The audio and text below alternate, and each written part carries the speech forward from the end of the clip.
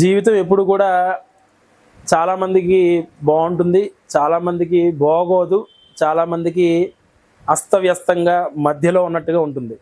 ఎప్పుడు కూడా ఇంగ్లీష్ వాళ్ళు డివైడ్ చేసినట్టుగా లోయరు, మిడిలు, హయ్యర్ క్లాస్ అని చెప్తారు కదండి. ఆ విధంగా ఈ మిడిల్ క్లాస్ వాడే ఎప్పుడు చాలా బాధలు పడుతూ ఉంటాడని అందరూ అనుకుంటూ ఉంటారు.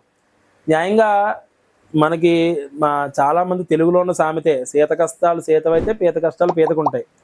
కాబట్టి ఎవరి ఉద్దేశం ఎవరిదైనా సరే, ఎవరి కష్టాలు ఏ విధంగా ఉన్నా కూడా అంటే మనం కష్టాలు కొని తెచ్చుకోకూడదు అనమాట. అంటే కావాలని నువ్వు కష్టం దగ్గరికి వెళ్ళకూడదు, వచ్చే కష్టం ఎలాగో వస్తుంది.